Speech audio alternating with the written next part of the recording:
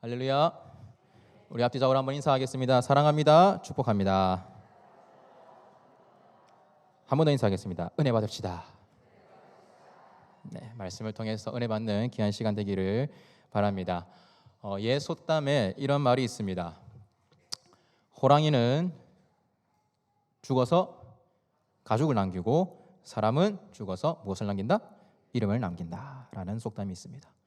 이 속담의 뜻은 사람이 한번 태어났으면 세상에 뜻있는 흔적을 남겨서 그 이름을 남겨야 한다. 명예롭게 죽어야 한다라는 그런 뜻입니다. 이 속담을 찬찬히 생각을 해보면 한 가지 전제가 있습니다. 무엇입니까? 사람은 자신이 죽어서 땅에서 없어질지라도 자기 이름은 이 땅에 남아서 기억해 주길 바라고 또 존경하고 칭송해 주기를 바란다라는 그런 전제가 있습니다. 죽어 있을 때만 그런 게 아니죠. 살아 있을 때도 마찬가지입니다. 오래전에 봤던 누군가가 내 이름을 기억해 주면 참 고마워합니다. 우리는.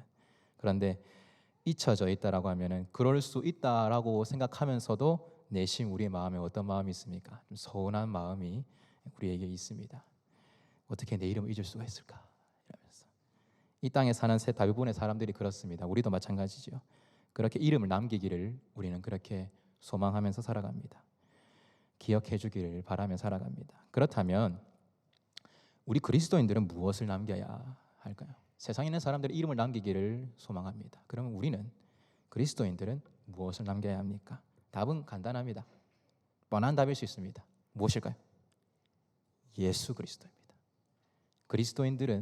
그리스도인들이 남겨야 될 것은 예수 그리스도입니다. 왜? 그리스도인이라는 뜻이 예수를 따르는 자들이라는 뜻이기 때문입니다. 예수를 따르는 자들이라는 뜻의 그리스도인들은 당연히 예수 그리스도를 남겨야 합니다. 그렇다면 그리스도를 남긴다라는 것은 어떻게 우리가 이해할 수 있습니까? 그리스도를 남기는 것은 어떤 식으로 이 세상에 나타날 수 있는 것입니까? 오늘 본문에는 한 소경이 등장합니다.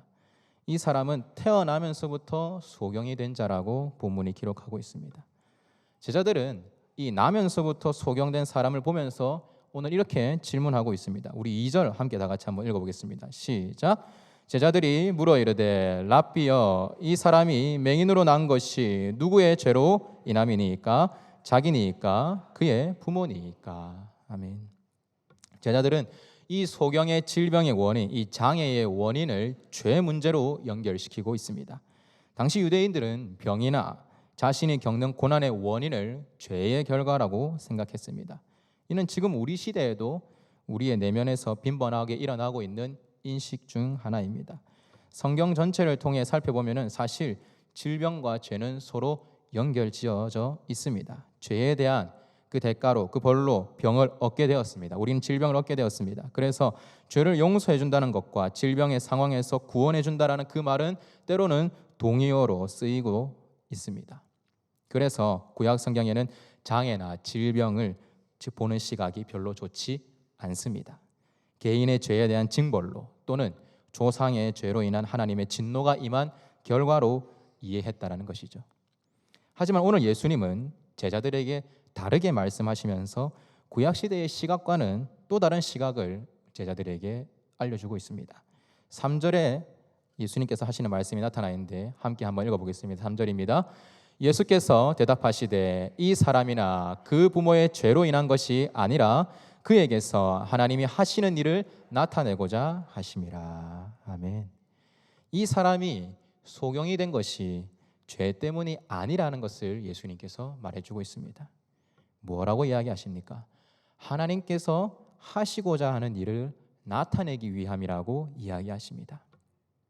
다시 말하면 본인의 죄 때문도 아니고 부모의 죄 때문도 아니라 하나님께서 하나님 되심과 하나님의 영광을 드러내기 위해서 이 사람이 소경이 되었다라는 말을 하고 계시는 겁니다. 다시 말하면 하나님께서 이 보지 못하는 사람을 통해서 자신의 사랑과 그 능력으로 이 사람을 하나님의 영광을 드러내는 도구로 사용하시겠다라는 말씀입니다. 죄가 고난을 가져오는 건 사실입니다. 그런데 그것이 항상 1대1로 들어맞는 것은 아닙니다. 그렇기 때문에 우리 또한 죄를 지어서 누군가가 고난받는다고 함부로 단정지어서는 안 됩니다. 우리가 고난 중에 고통받는 것은 아담으로부터 온 원죄의 결과라는 것은 분명한 사실입니다. 그러나 그것이 반드시 개인의 죄의 결과는 아니라는 것을 말하고 있습니다. 오히려 고난 중에 있는 사람의 그 고난을 통해서 하나님께서 영광을 드러내실 수 있다는 생각은 우리는 할 수 있어야 합니다. 그렇게 되도록 함께 고난당한 사람을 도와줄 수 있어야 합니다. 예수님께서는 나면서부터 보지 못하는 이 소경을 오늘 고치십니다. 우리가 잘 아는 말씀입니다. 진흙을 이겨 소경의 눈에 바르시고 실로암 못에 가서 씻으라 하십니다. 전혀 소경을 낫게 하기에는 불가능해 보이는 생뚱맞은 방법입니다. 누가 사람 눈을 고치는 데에 진흙을 이겨가지고 눈에 바르고 있습니까? 요즘 사람들로 생각하면 미쳤다라고 하죠. 이런 행위는 신약뿐만 아니라 나아만 장군과 같은 구약에서도 종종 나타납니다. 구약의 하나님과 신약의 예수님께서는 그럼 왜 모두가 이해하지 못하는 이런 방법을 선택하셔서 치료하시는 겁니까? 바로 그들의 믿음을 보기 위함입니다. 왜 이것이 믿음으로 이어집니까? 이해가 되지 않는 상황 속에서 오로지 예수님의 그 말씀만 따르면, 하나님의 그 말씀만 따르면 나을 것이라는 믿음이 있어야 이 순종이 가능하기 때문입니다. 그렇다면 이 사건을 통해서 3절에서 이야기하신 하나님이 하시는 일을 나타내려고 하셨다면은, 그러면 나타난 하나님의 일은 그러면 무엇입니까? 오늘 이 사건은 실제 사건인 동시에 상징적인 의미를 담고 있습니다. 어거스틴은 오늘 이 사건을 이렇게 해석하고 있습니다. 소경은 흑암 속에 살아가는 인류를 대표한다. 소경이라는 의미가 불신앙, 그리스도를 믿지 않는다는 것을 뜻한다면은 이 사람이 눈을 뜬 것은 구원에 이르는 믿음을 갖게 된 것이다 라고 기록하고 있습니다. 다시 말하면 한마디로 세상에 빛이신 예수님이 사람들 안에 있는 영적인 어둠, 그 죄를 몰아내고 그들을 영생으로 인도하실 분이라는 사실을 오늘 이 사건을 통해서 예수님께서 자신을 드러낸다라는 것을 말하는 것입니다. 그렇다면 오늘 말씀에서 이야기하는 이 소경은 어떤 사람입니까? 예수 그리스도로 인해서 구원을 받은 저와 여러분과 같은 사람을 이야기하는 것입니다. 저는 여기서 예수님은 그런 세상의 빛과 같은 존재, 그분을 따라야 합니다라고 하면서 오늘 설교를 마쳐도 괜찮을 것 같습니다. 그렇으면 벌써 마쳤겠죠. 그러나 여기서 머물지 않고 저는 오늘 이 고침을 받은 소경에게 조금 더 집중해 보려고 합니다. 고침을 받은 후에 소경은 어떻게 하고 있습니까? 제일 먼저 많은 사람들이 보기 시작합니다. 많은 사람들이 이 소경에게 집중하기 시작합니다. 8절에 이렇게 기록하고 있습니다. 이웃 사람들과 전에 그가 거린인 것을 보았던 사람들이 이르되 이는 앉아서 구걸하던 자가 아니냐.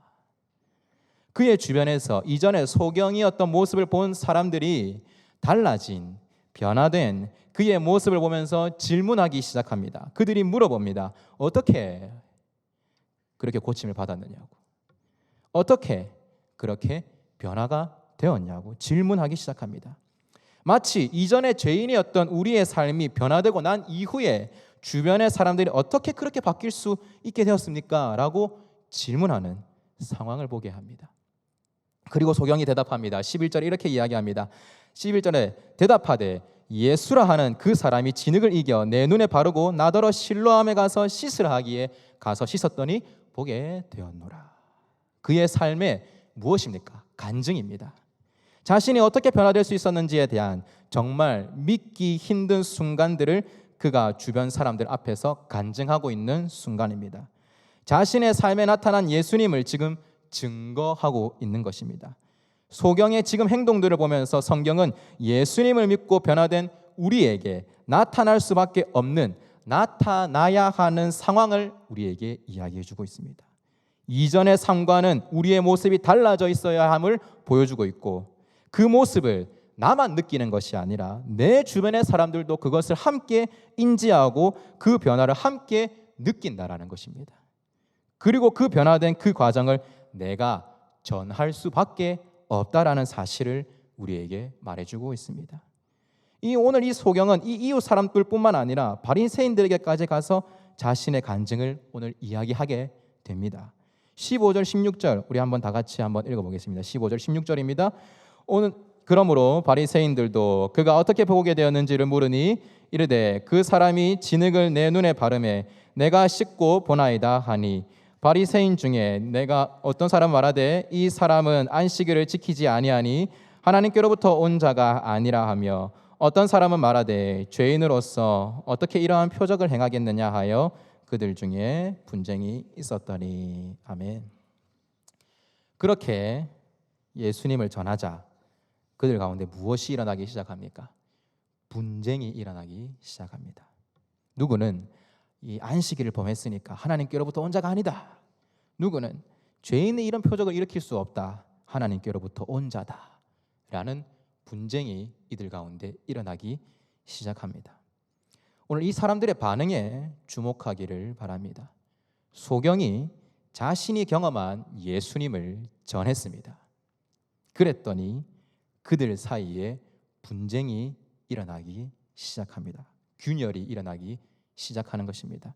이것은 무엇을 우리에게 말해주고 있습니까? 우리가 예수님을 믿지 않는 사람들 가운데 남길 때에 이런 현상이 나타난다는 것입니다. 예수 그리스도를 남긴다는 것은 곧 누군가에게 불편함, 누군가에게는 분쟁, 누군가에게는 두려움을 일으킵니다. 성경의 곳곳에는 예수님이 남겨진 곳에 논쟁이 일어나기 시작합니다. 요한복음 7장 40절에서 43절에 이렇게 기록하고 있습니다. 이 말씀을 들은 무리 중에 어떤 사람은 이 사람이 참으로 그 선지자라 하며 어떤 사람은 그리스도라 하며 어떤 이들은 그리스도가 어찌 갈릴리에서 나오겠느냐. 성경에 이르기를 그리스도는 다윗의 씨로 또 다윗이 살던 마을 베들레헴에서 나오리라 하지 아니하였느냐 하며 예수로 말미암아 무리 중에서 쟁론이 되니. 요한복음 10장 19절에서 21절 말씀입니다. 이 말씀으로 말미암아 유대인 중에 다시 분쟁이 일어나니 그 중에 많은 사람이 말하되 그가 귀신 들려 미쳤거늘 어찌하여 그 말을 듣느냐 하며 어떤 사람은 말하되 이 말은 귀신 들린 자의 말이 아니라 귀신이 맹인의 눈을 뜨게 할 수 있느냐 하더라. 예수 그리스도를 남긴다라는 것은, 세상 가운데에 예수 그리스도를 증거하고 예수님을 남긴다라는 것은 누군가의 잔잔했던 그 세계에 돌을 던져 파문을 일으키는 것과 같습니다.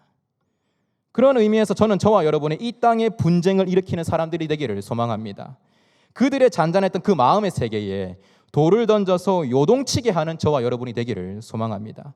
예수 그리스도가 아닌 세상의 것들로 자신의 신념으로 가득 차서 잔잔했던 그 세계에 흔들림을 주는 우리가 되었으면 좋겠습니다.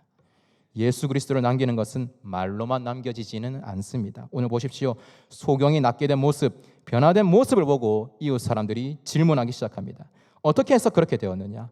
그 사람의 변화된 모습으로 그리스도가 전해져 그들에게 이전과 다른 이질감이 들기 시작하는 것입니다. 이질감이 들었기 때문에 그들이 질문하는 것입니다. 이 현상은 사도행전 9장에서 바울의 변화된 모습을 주변 사람들이 보았을 때에도 공통적으로 나타났습니다. 사도행전 9장 21절에 이렇게 기록하고 있습니다.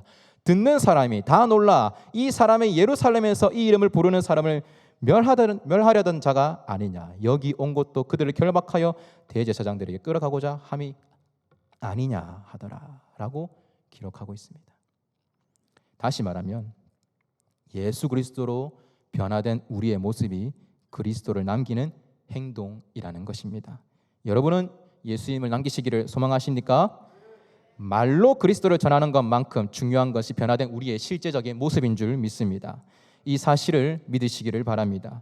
누군가의 마음에 저 사람은 뭐지? 이전에 나를 알았던 사람의 마음에 어떻게 저렇게 바뀌게 되는 거지? 다음 세대들의 아이들에게는 저 선생님은 어떻게? 저 성도님은 어떻게? 라는 질문을 남기는 우리가 되기를 소망합니다. 왜 분쟁이 일어나는 것입니까? 들음을 통해 그들의 눈으로 보는 변화의 모습을 통해 생겨난 작은 그 믿음의 씨앗과 그것을 받아들이기 힘든 거부하려고 하는 원래의 자신의 세계와 싸우는 것입니다. 다 자란 성인에게 예수님이 남겨졌다면 이전의 경험과 경험의 세계와 이제 생겨난 그 믿음의 씨앗이 아마 싸우는 것일 것입니다. 지금 자라나는 다음 세대들에게는 내 안에 자라나는 자아와 믿음의 씨앗이 싸우는 분쟁일 것입니다. 그렇게 예수님을 남기기 위해서 그들의 마음에 영적인 그 세계에 분쟁을 일으키기 위해서 우리가 가장 그러면 먼저 해야 할 일은 그러면 무엇입니까? 우리는 무엇을 해야 하는 것입니까? 가장 먼저 내가 분쟁 속에서 예수님을 따르는 선택을 해야 합니다. 오늘 말씀에서 가장 먼저 마음의 분쟁을 맞이하는 사람은 누구겠습니까? 소경입니다. 예수님께서 침뱉은 진흙을 이겨서 눈에 바르라고 씻으라고 했을 때에 그의 마음에는 우리가 알 수 없는 많은 혼란과 분쟁이 있었을 것입니다. 설령 그 마음에 믿음이 있었을지라도 예수님께서 모든 것을 다 하실 수 있는 믿음이 있는 지금의 우리도 우리의 상식에 맞지 않는 말씀을 마주하면은 혼란과 우리에게 불편함이 있지 않습니까? 그런데 이제 막 예수님을 처음 만난 그에게 더 심한 혼란과 마음의 분쟁이 있었으리라 생각을 합니다. 와, 이거를 해가지고 어떻게 낫겠나? 그래도 되지 않을까? 라는 그런 마음에 혼란과 분쟁이 싸우고 있었을 것입니다. 그러나 이 소경이 혼란과 그 분쟁을 이겨내고 예수님을 따르는 선택을 하게 되었을 때에 그는 변화를 경험하게 되었고 그의 삶이 전환되는 놀라운 경험을 하게 됩니다. 그리고 그에게 남에게 분쟁을 일으킬 만한 예수를 남길 수 있는 간증이 생겨난 것입니다. 사랑하는 하늘님 성도 여러분, 우리가 이와 같은 자가 되기를 소망합니다. 설교 말씀 가운데에 때로 내 마음 가운데 분쟁함이 있을 수 있습니다. 성도를 섬기는 중에 있을 때에 내 마음 가운데 분쟁과 혼란함이 있을 수 있습니다. 그런데 그 가운데에서 예수님을 따르는 저와 여러분이 되기를 소망합니다. 그 선택이 우리가 예수님을 남길 수 있는 귀한 증거가 될 수 있습니다. 설교 시간에 제 자랑 잘 하지 않는데 오늘 제 자랑 한번 하려고 합니다. 예. 아까 중고등부 예배 시간에도 제가 이야기했는데 아이들을 사랑하는 마음이 있으면은 늘 아이들하고 시간을 보낼 수밖에 없습니다. 여러분도 마찬가지고 좋아하는 사람이 있으면은 좋아하는 사람과 시간을 보내게 되겠죠. 저는 항상 그런 마음이 있습니다. 이 아이들이 교회를 사랑하는 마음, 예수님을 사랑하는 마음, 이 아이들 마음 가운데 예수님을 남기고자 하는 그런 마음이 항상 제 마음 가운데 있습니다. 근데 여러분 한번 생각해 보십시오. 무언가가 더 중요한 가치가 되었을 때에 항상 중요한 가치가 있으면은 다른 가치들은 무엇이 됩니까? 이것을 이루고자 하는 도구로 사용이 되어집니다. 내 시간, 내 물질, 나의 나의 어떤 경험들 다 그것들은 다 무엇이 되겠습니까? 예수님을 남기는 데에 사용되는 도구가 되어집니다. 오늘 그랬습니다. 아이들에게 예수님을 남기고 싶었습니다. 교회를 조금 더 사랑하는 마음이 있기를 그런 마음이 컸습니다. 그래서 이번 주에 뭐가 있죠? 담임 목사님께서 금요일도 이야기하셨습니다. 그렇죠. 빼빼로데이가 있죠. 빼빼로데이가 있습니다. 근데 제가 금요일 설교를 듣고 제가 빼빼로를 샀으면은 제가 카페 하나에서 샀을 텐데 제가 미리 사가지고 제가 이 기성품 빼빼로를 일단 샀습니다. 일단 저희 아이들 한 30명 가까이 되는데 얼마 되지 않습니다. 그래도 아이들을 사랑하는 마음을 가지고 예수님을 남겨 교회를 조금 더 사랑하는 마음을 가졌으면 하는 마음 가지고 제가 아이들에게 오늘 전체 다 빼빼로를 한번 선물을 했죠. 제 자랑입니다. 네. 그렇습니다. 우리가 뭔가를 남기고자 하는 마음, 예수님을 믿는 아이들을 사랑하는 마음이 있으면 뭔가라도 하나 더 주고 싶고 내 거 조금 손해 보더라도 그게 더 중요하니까 다른 것들은 도구가 되어집니다. 근데 이런 거 선택할 때에 무엇이 있겠습니까? 제 마음 가운데에도 분쟁과 혼란이 있는 거죠. 이거 조금 더 아끼면 다른 거 좋은 거 살 수 있는데 나한테 조금 더 내가 더 쓸 수 있는데 라는 그런 생각들이 있었지 않겠습니까? 오늘을 살아가는 지금 우리한테도 우리 소경과 같은 마음이 늘 함께하고 있습니다. 지금 설교를 듣는 이 순간 가운데에도 누군가의 마음에는 분쟁이 생겨날 수 있습니다. 불편함이 생겨날 것입니다. 주일에 선포되는 말씀, 개인적으로 묵상하는 말씀, 때로는 내 스마트폰을 통해서 듣는 그 말씀들이 나의 마음에, 나의 신념에, 나의 경험에 맞지 않는 불편함, 그래서 내 마음속에 전쟁과 같은 일들이 일어나기도 합니다. 근데 그때 기억하십시오. 지금 그 분쟁, 그 혼란, 예수님이 내 마음에 던져졌다라는 이야기라는 것을 기억하시길 바랍니다. 예수님께서 내 마음에 남겨졌다라는 것입니다. 저 또한 중고등학교 시절에 말씀 속에서 많은 혼란과 분쟁들이 있었습니다. 대학생 때 그리고 지금까지도 때로는 분쟁과 때로는 혼란스러워할 때가 있습니다. 하나님 이 길입니까? 저 길입니까? 이거 해야 됩니까? 저거 해야 됩니까? 근데 지금은 그 분쟁의 빈도수가 그리고 또 기간이 짧아졌습니다. 그런데 여전히 마음의 불편함과 분쟁이 우리에게 찾아올 수 있습니다. 세월이 지나감에 따라서 세월이 많이 흘렀다고 하더라도 나이가 적고 많으면 다 상관없이. 그런데 그때마다 기억합니다. 말씀을 통해서 예수님이 나에게 남겨준 거구나. 예수님이 나에게 남겨진 거구나. 그렇게 예수님으로 인해서 생겨난 분쟁을 회피하지 마시기를 바랍니다. 직면하고 그 분쟁 속에서 주님을 따르는 선택을 하는 저와 여러분이 되기를 바랍니다. 그것이 힘들다면은 따를 수 있도록 끊임없이 기도하는 우리가 되기를 바랍니다. 기도할 때에 분쟁 속에서 내 유익, 내 경험, 내 신념을 따르는 선택이 아니라 말씀을 따르는 선택을 할 수 있도록 주님의 도우심을 구하는 기도를 드리는 우리가 되기를 바랍니다. 그리고 결국에 그 분쟁 속에서 예수님을 따르는 저와 우리 하늘샘 성도 여러분이 되시기를 바랍니다. 그때 그 분쟁 속에서, 혼란스러움 속에서 우리가 예수님을 따라야 오늘 말씀의 소경처럼 변화된 경험을 하게 되기 때문입니다. 예수님을 따르는 우리가 되기를 바랍니다. 그래서 변화의 경험을 모두가 누리길 소망합니다. 분쟁 속에서 우리가 예수님을 따라야 예수님을 남기는 사람이 됩니다. 우리는 다른 사람이 아닙니다. 우리는 돈을 남기는 장사꾼도 아니고 시간을 남기는 다른 사람도 아니고 우리는 오직 그리스도인입니다.